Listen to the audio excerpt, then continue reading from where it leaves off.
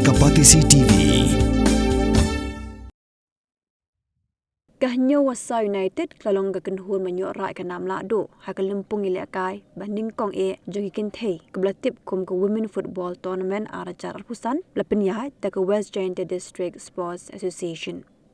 Ketika nam lado kelawan hadirin bakahnyo wasa United klapen ramno ya ke Carpedium daar lakawe hakajung ilakai final kablalong hamadan kyang nangba stadium Jowai hakat santri unai weng arajar alpusan.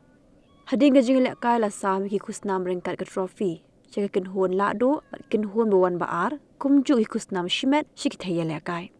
Ya kenam player of the match layora adaka Nidaroy Ki Biam, nakahnyo wasa United, ya kenam top scorer layora adaka Daphimon Kiriam, nakalat Thalabo, ya kenam best goalkeeper layora adaka nang Pinyar Bahar Ringklem, nakahnyo wasa United, but ya kenam player of the tournament layora adaka Bayar Bahar Nongrum, nakakarpedium. Yagi kusnam la sam du kongsan uba SK Latu ubade u founder member jongka JDSA. Apply ko hai, musim ketiga nga majetis sama awan berpat lagi. Oh saya itu yo. Sedang nak yo, bila bol ko, cuma tay selban, dewa bila kaping. Kalau ada bol, na bias kurang try kende ko, saya dislike. Harap pilih, kan dia mudah ko hai. National Women Football, the sports support. Dan berapa biji lelaki, lelaki lang hari ini putih buat ni, san house ni, house ni, kasan senam juga, kam. Hal ini kesenam, wayo senam sup men, senam tu baru wayo biar lang kam, war ini ke Women Football Tournament yang ke Blue JDSA, bahwa